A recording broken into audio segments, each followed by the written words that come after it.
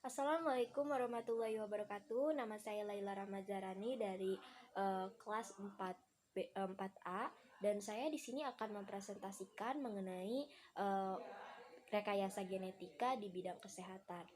Langsung saja ke materi.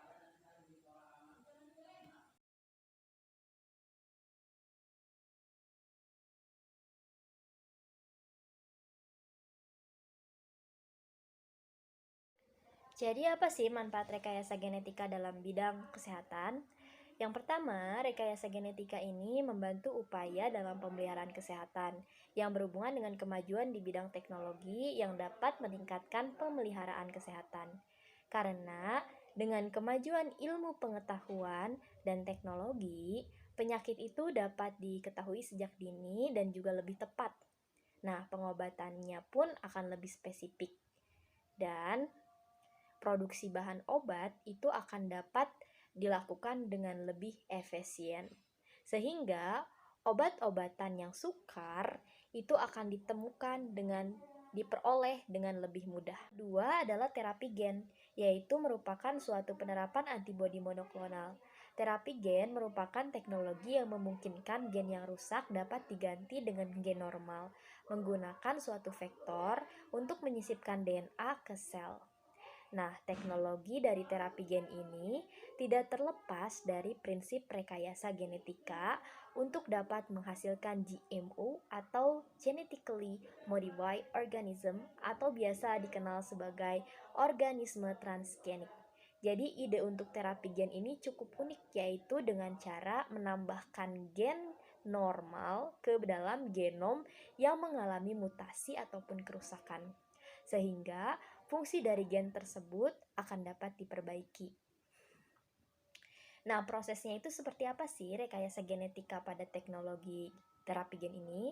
Yaitu adalah isolasi gen target, menyisipkan gen target ke vektor, kemudian vektor transfer atau transfer vektor ini yang telah disisipkan gen target ke organisme yang akan diterapi ditransformasi pada suatu organisme target, dan gen target yang telah disisipkan pada organisme terapi diharapkan mampu untuk menggantikan fungsi dari gen abnormal yang mengakibatkan penyakit pada suatu penderita.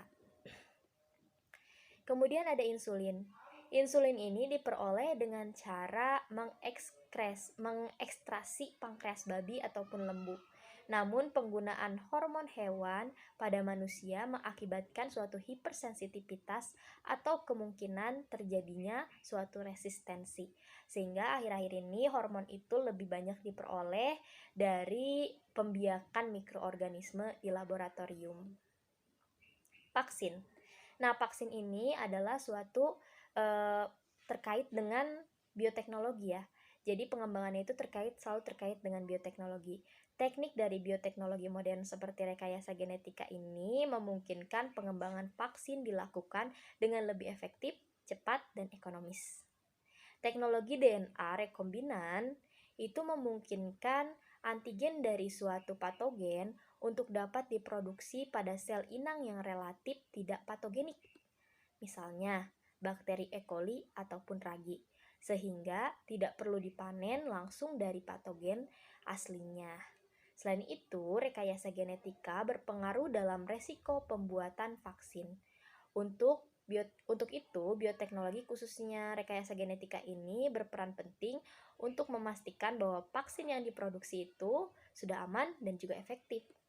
Yang kelima, antibiotika.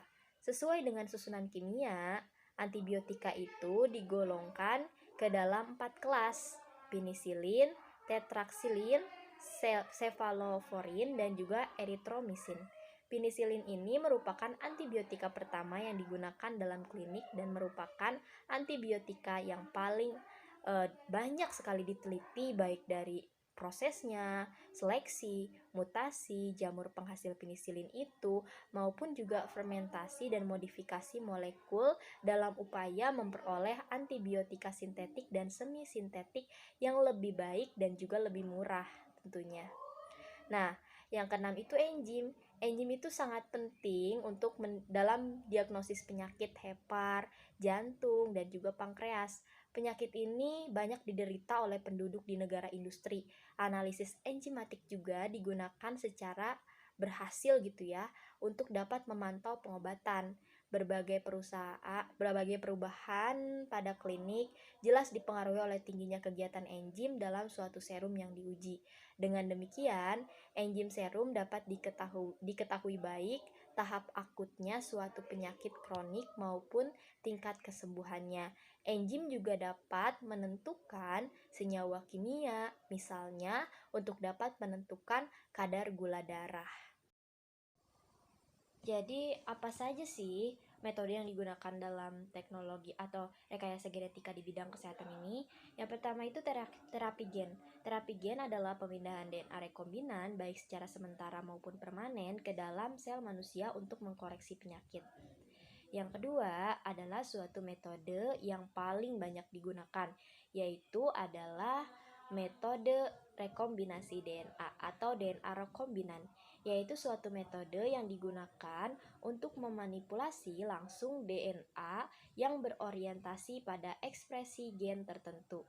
Teknik ini melibatkan kemampuan untuk dapat mengisolasi, memotong, dan juga memindahkan potongan DNA tertentu sesuai dengan gen-gen yang menjadi target. Nah, kemudian saat ini itu memanipulasi DNA dalam berbagai cara dan memindahkan dari suatu makhluk hidup ke makhluk hidup lainnya dapat diprogramkan melalui suatu teknik rekombinasi DNA dan juga rekombinasi DNA ini digunakan untuk memproduksi berbagai enzim, antibodi monoklonal, nutrisi, hormon, dan berbagai produk farmasi termasuk obat dan juga vaksin dalam jumlah yang besar.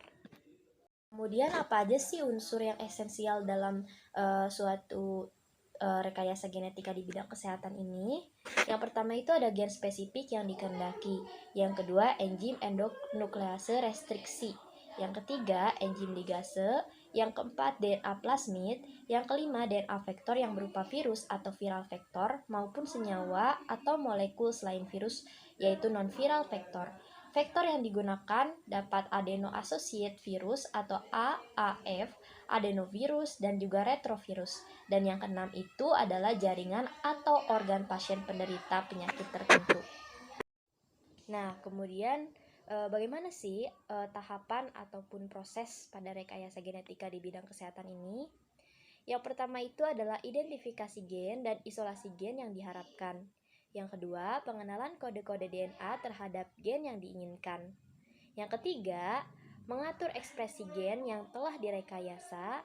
Dan yang keempat yaitu memantau transmisi gen terhadap suatu keturunannya. Nah, bagaimana sih pemanfaatan rekayasa genetika dalam bidang kesehatan ini dan bagaimana dampaknya? 1. Produksi farmasi. Kita sudah melihat sendiri nih, contoh dari produksi insulin rekombinan. Bioteknologi ini telah menyediakan suatu metode untuk memproduksi insulin yang lebih murah dan mengurangi resiko penggunaan produk akhir dan menghilangkan ketergantungan terhadap organ binatang. Yang kedua itu adalah diagnosa.